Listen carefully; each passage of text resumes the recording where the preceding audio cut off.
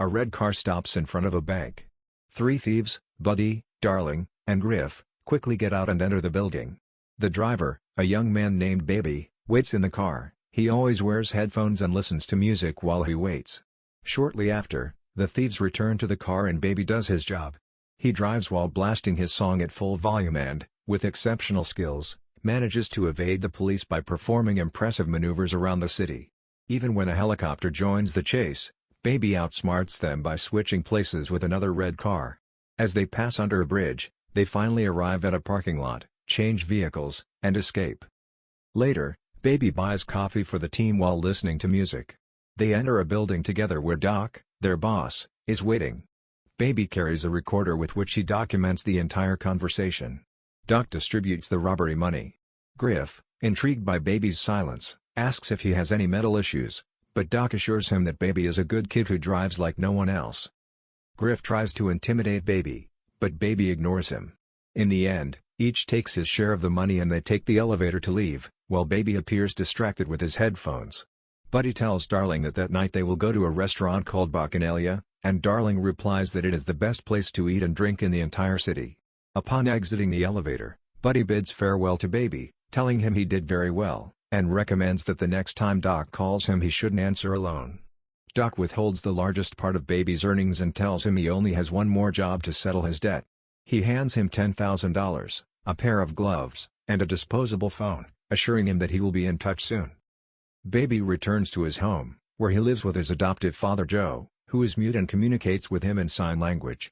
With music playing in the background, Baby hides his share of the stolen money under the floor and explains to Joe that he has one more job to do and will not get involved in this any longer. An angry Joe tells him that this is not his world. Then Baby changes the channel on the television without pausing. One channel shows Alfalfa singing "You're Beautiful," and another shows Mike Wazowski telling Sully, "You and I are a team, nothing is more important than our friendship."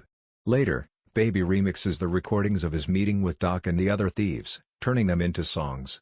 Among his tapes is one labeled "Mom" that reminds him of the accident in which his parents died while fighting. Sometime later, Baby goes to a restaurant where he sees a waitress named Debbie singing a song that mentions Baby, and he records her humming with his recorder. Debbie takes his order and sees him recording. They talk and connect. He tells her he's a driver and she mentions that she envies that because sometimes she just wants to drive aimlessly, with only music in the open road. This pleases Baby, who tells her she is beautiful, imitating the tone of the song by Alfalfa he heard on TV. Before leaving, he asks her what song she was singing. Later, Baby goes to a music store, finds that song, turns it up to full volume in his apartment, and has fun with Joe. Then he receives a call from Doc about a new job, the last one to settle his debt. Baby meets with Doc, who introduces him to his new team, Eddie, Nerys, JD, and Bats. The team questions why Baby is always listening to music, and Doc explains that Baby has tinnitus from a childhood accident and uses music to block out the ringing. Bats is suspicious of Baby, and Doc recounts how he met him. Baby was known as the Spirit of '85, a car thief who outwitted the police.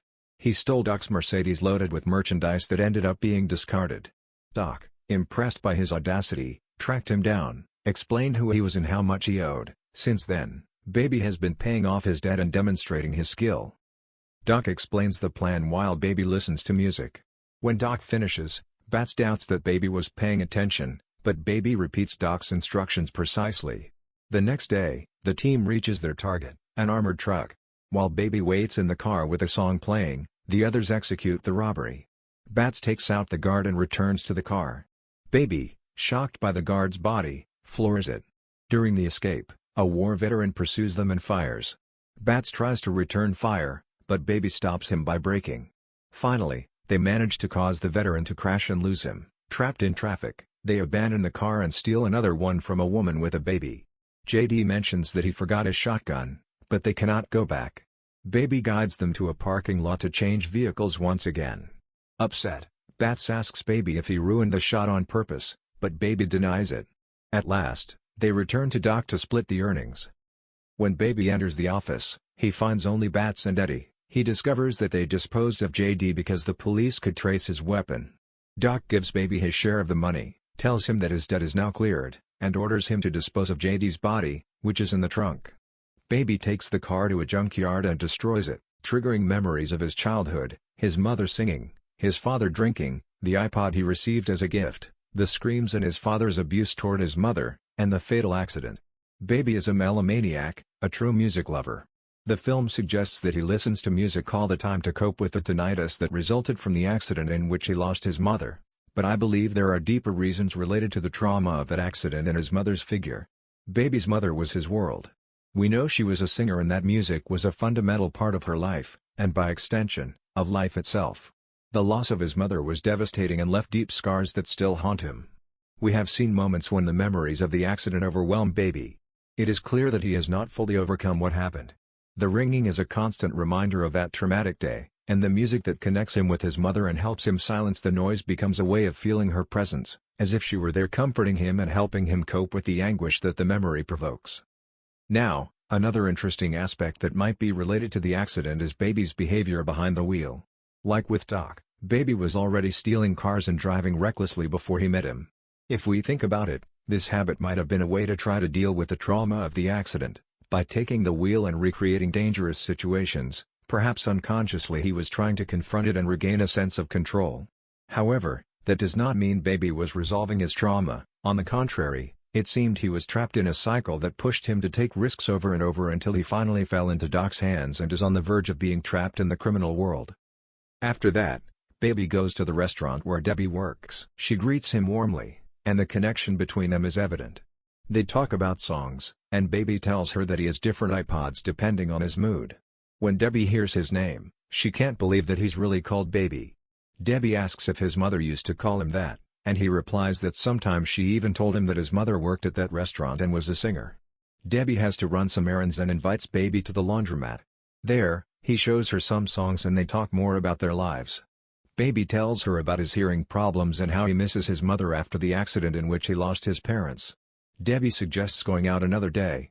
Baby proposes going to dinner at Bacchanalia, repeating the words he heard from Darling in the elevator, that it is the best place to eat and drink in the entire city. Following Joe's advice, Baby gets a job as a pizza delivery driver, where he stands out for his speed and earns good tips. One night, he invites Debbie to dinner at Bacchanalia, but there he runs into Doc.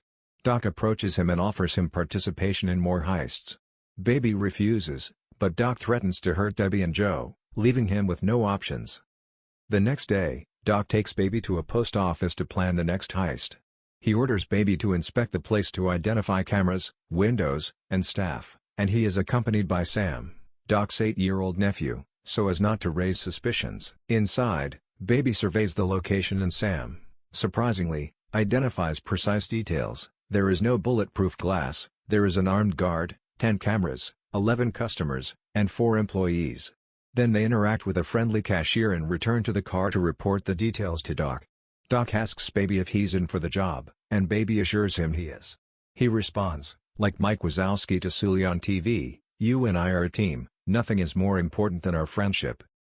It is very interesting how Baby has repeated dialogue or instructions he heard at moments when he seemed distracted.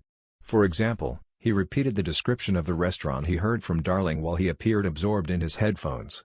He imitated movie dialogue he saw on TV while quickly changing channels. These details suggest that behind his silence and apparent disinterest there is, in fact, a mind that is present, attentive, and reflective. This says a lot about Baby's personality, which, in my opinion, is a great example of how an introverted person perceives and processes the world. Being introverted is not simply about being quiet or reserved, it goes much deeper. Let me explain. The terms introversion and extroversion were developed by the Swiss psychologist Carl Jung. According to Jung, the main difference between these traits lies in where people prefer to focus their energy and attention. An extroverted person tends to focus on the external world and is revitalized by interacting with others, whereas introspection or solitude is more challenging. On the other hand, an introverted person prefers to focus on their inner world and recharges through introspection, while socializing requires more effort. Contrary to popular belief today, for Jung, introversion and extroversion are not absolute opposites. He argued that no one is completely extroverted or completely introverted, but that we all have a bit of both in our personalities. However, each person has an inclination toward one of them depending on what feels more natural and comfortable. In Baby's case, it is clear that his personality leans toward introversion. He is quiet, observant, with a rich inner life, deeply reflecting on what he hears and experiences.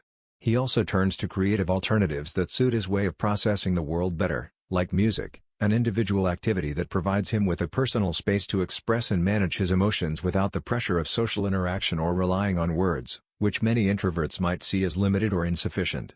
What I find great about how Baby represents introversion is his handling of social interactions, because he defies many common stereotypes about introverts.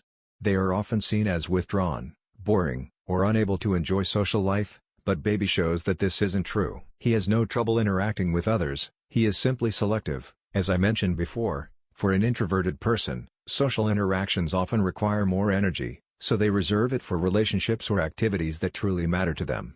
That is why we see Baby being quiet and reserved with the criminals, while with Joe or Debbie he is more open, fun, and even talkative.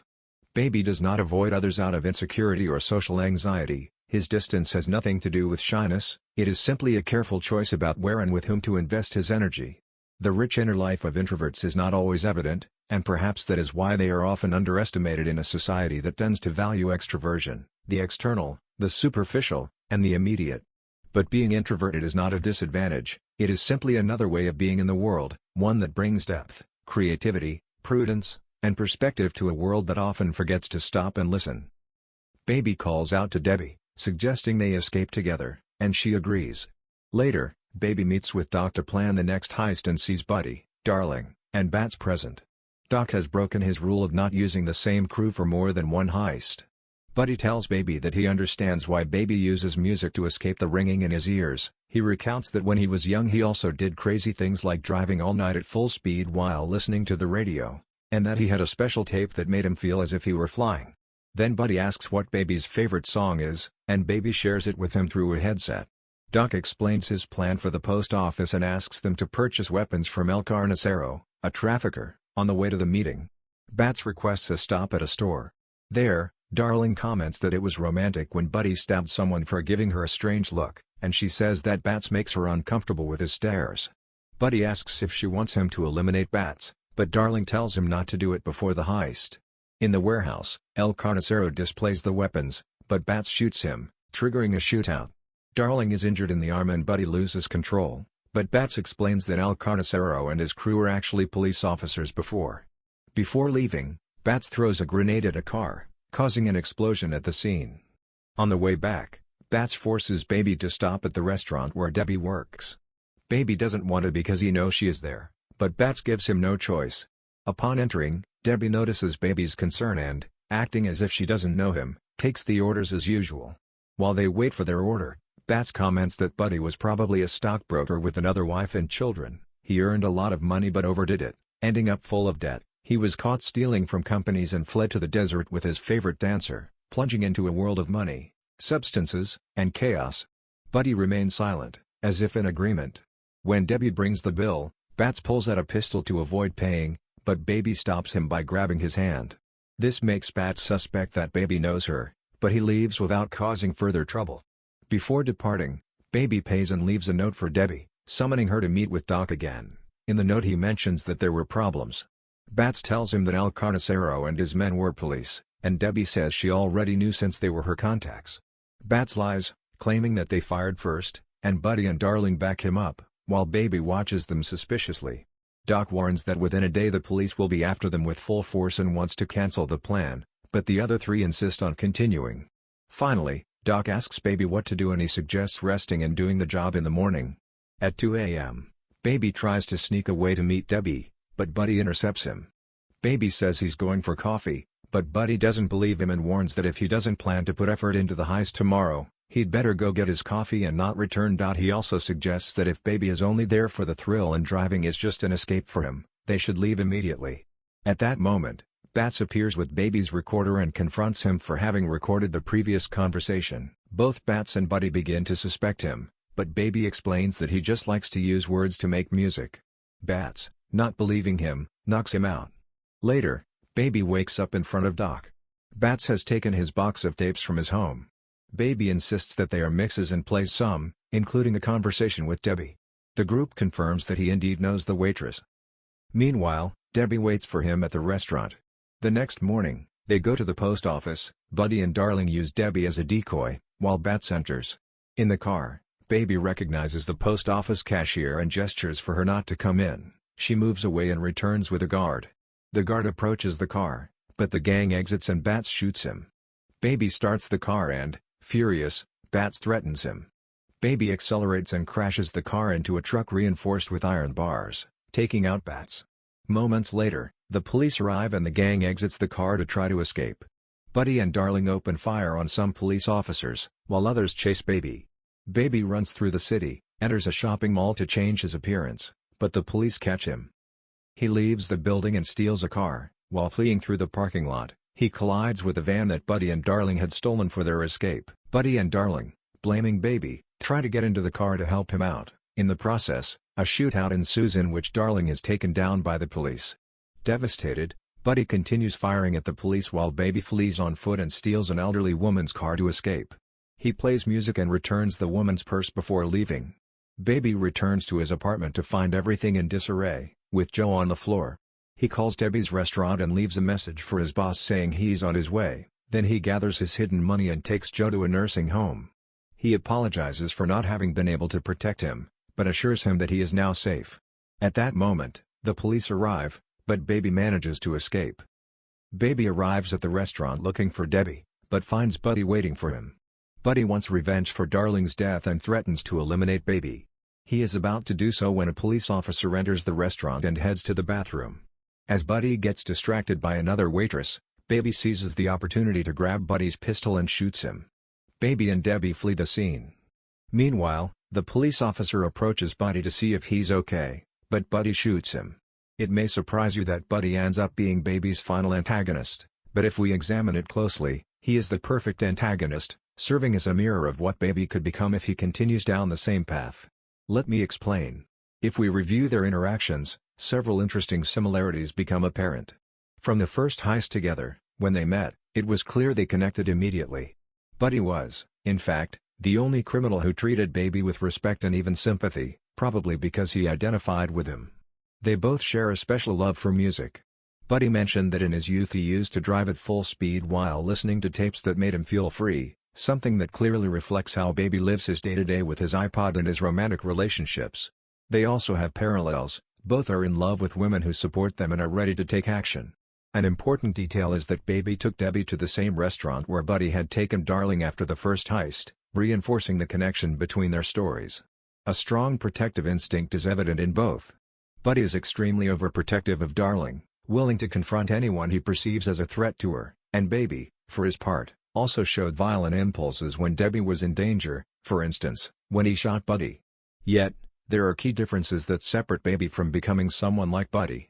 While Buddy is completely trapped in the criminal world, Baby is on the edge of that abyss. Baby did not choose this life, he was forced into it to settle a debt that threatened his life. Moreover, Baby has a moral code that distinguishes him. He avoids hurting others unless it is absolutely necessary, as when he eliminated Bats to save himself or shot Buddy to protect Debbie. In contrast, Buddy seems to have accepted his fate. That is why Buddy is the perfect antagonist. He symbolizes what Baby must defeat to escape that destiny. Baby calls Doc from a public phone, but Doc hangs up on him. Baby tells him they must leave immediately, yet Doc replies that he has something important to do first. The pair steal a car from some hippies and head to Doc's office. Baby asks for his mother's tape in exchange for the robbery money. Doc initially refuses, but upon seeing Debbie, he remembers when he was in love and agrees. He also gives them some money to escape, but as they exit the elevator, men working for El Carnicero try to eliminate them. Doc confronts them but is shot. At that moment, Buddy appears in a police car, runs over Doc, and chases Baby. Baby takes Doc's weapon and fires, but misses.